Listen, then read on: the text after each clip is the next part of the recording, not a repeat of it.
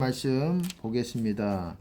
요한복음 2장에 보시면 2장 16절에 예수님께서 어떻습니까? 예수님께서 성전에서 청결하게 하시죠. 소, 양, 비둘기 파는 사람들, 돈 바꾸는 사람들 노끈으로 채찍을 만드세요. 그래서 양이나 소를 다 성전에서 내어 쫓으시고, 그리고 돈 바꾸는 사람들의 돈을 쏟으시고 상을 엎어버리고, 예사롭지 않죠. 분위기가 맹렬하게 하셨겠죠.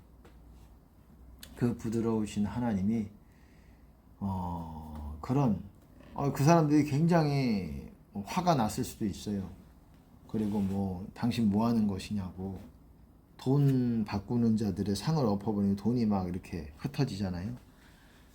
그리고 성전에서 내쫓으시고, 그 비둘기 파는 사람들에게 이르시되 이것을 여기서 가져가라.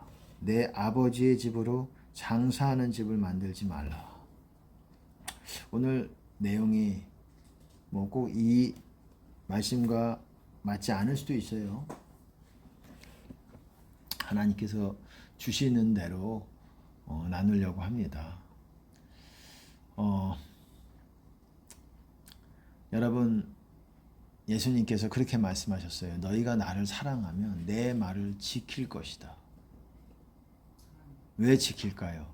그냥 단순히 그냥 사랑하니까. 그냥 사랑하는 분의 말씀이니까 그냥 지켜야지, 이런 차원이라기보다도 이런 부분도 있겠지만 사랑하는 예수님의 말씀이니까 지켜야지. 근데 예수님의 말씀은 지키는 데에 우리의 어떤 헌신들이 필요한 부분이 있어요. 간단하지 않지 않습니까? 자기를 부인해야 되는 것이고, 자기 소유에 대한 부분, 그리고 어떻습니까? 목숨을 잃는 자는, 나를 위하여 목숨을 잃는 자는 얻을 것이고, 얻고자 하는 자는, 나를 위해서 목숨을 얻고자 하면 잃게 될 것이다. 반대로 이렇게 말씀을 하시죠. 너희가 쉽게 말해서 이수신 장군의 말과도 좀 비슷하지요. 죽고자 하는 자는 살 것이요, 살고자 하는 자는 죽을 것이요. 하나님의 말씀이에요. 하나님의 말씀으로 그가 나아갔다고 생각을 합니다. 혹자는 또 주장하기를 이수신 장군이 어떤 꿈에 어떤 그런 일화가 있었다고 하는데 모르겠습니다. 그 부분은 사실인지 아닌지는 잘 모르겠지만,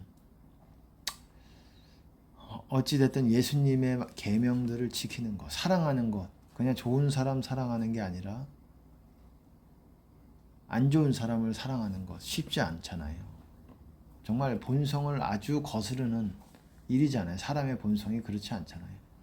사랑받을 만한 사랑스러운 사람들을 사랑하는 거는 어렵지 않지만, 사랑스럽지 않고 나에게 악을 행하고 이런 사람들을 사랑하는 거는 본성을 제대로 거스립니다.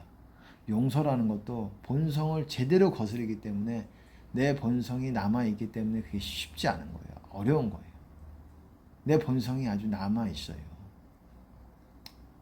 나에게 해를 끼치고 나에게 악을 행했고 나에게 손실을 끼친 자들에게 그냥 없던 것으로 용서해 주는 것이 아니라 반드시 갚아주고 싶은 그 욕망이 내 안에서 이 뱀같이 꿈틀꿈틀 거리는 거예요.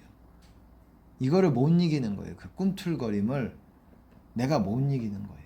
그런 욕망, 마귀의 욕망이죠. 사실은 마귀의 욕망이 여러분 자신의 욕망이 아니라 마귀가 내 안에서 그 욕망을 일으키시는 거예요. 여러분, 마귀뿐만 아니라 성령께서도 우리 안에 거하시면 성령의 그 소욕이라고, 성령의 원하심, 욕망 다 같은 말이잖아요. 비슷한 개념이잖아요. desire, 이게 바라시는 것, 그것들을 우리에게 드러내신다라는 거예요. 마귀도 그렇습니다. 그 마귀들의 욕망, 저 사람을 해악을 끼치고 싶어, 저 사람에게 속이고 싶어, 저 사람은 용서를 절대 못하고 싶어, 이런 욕망들, 마귀의 욕망이 그것과 내 안에서 내가 그걸 붙들고 있는 이상 마귀는 내 안에서 살 수 있는 명분이 있는 거예요. 내 안에 거할 수 있는. 왜? 내가 용서를 못하니까. 근데 용서라는 것도 그렇습니다. 한 번 용서해서 되는 것 같이 느낄 수도 있지만 이게 또 마귀가 그 기억을 생각나게 만듭니다. 우리가 방심하면 그래요. 또 생각나게 만들어요. 한 이틀 후에 또 생각나게 만들어요. 우리의 기억력이 좋아서 그런 게 아니에요. 마귀가 그런 것을 하는 거예요. 하나님이 다시 치유하시고 그 마음을 만지셔서 용서할 수 있는 힘을 주셔도 다시 그 은혜가 거두어져 가면, 깨지면 다시 마귀가 스물스물 올라와서 우리에게 생각을 주입합니다. 감정을 주입합니다. 독주사를 집어넣는 거예요. 감정에 우리의 독과 악을 집어넣는 것입니다. 생각에. 우리의 마음을 지배하려고 들어오는 거예요. 우리 마음 안으로.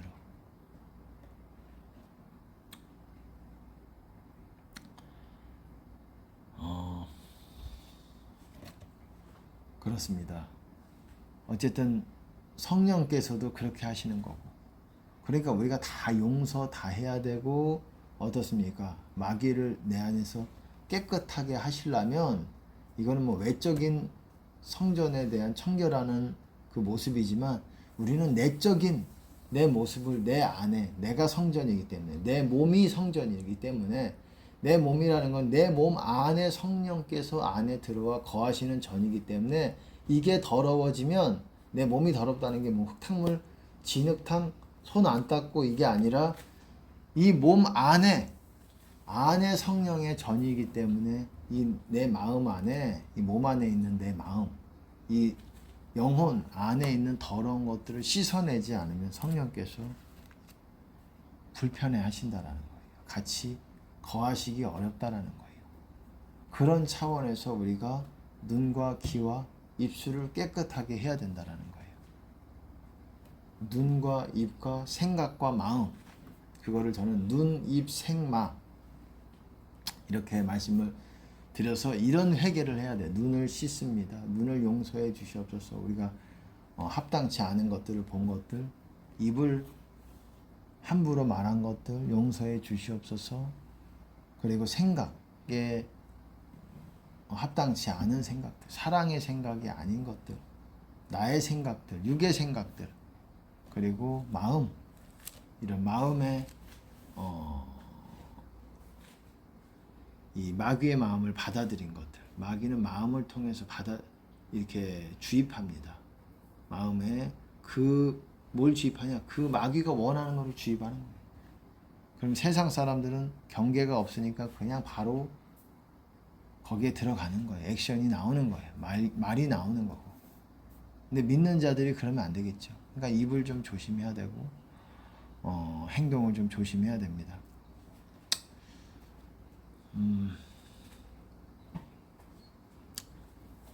어쨌든 여러분 보세요. 나를 사랑하면 내 말을 지킨다 그랬습니다. 왜 지키냐면 계명을 지킨다라는 말은, 말을 지킨다, 예수님의 말씀을 지킨다라는 거는 그 말씀에서 벗어나지 말아야 돼요. 벗어나면 그 말씀 안에 있지 못하는 거예요. 말씀 안에 있는 것이 주님의 말씀을 지키는 거고. 제가 주님의 계명들에 대해서 말씀을 드렸습니다. 20가지가 좀 넘다고, 좀 구체적으로 쪼개서 보면 20여 가지가 넘는 그런 계명들이 있습니다. 그런 것들을 다 벗어나지 말아야 된다는 거예요. 어느 하나에서도. 너희가 내 말에 거하면, 내 말 안에 거하면이에요. 내 말 안에 거하면 참 내 제자가 되고 진리를 알지니 진리가 너희를 자유케 하리라.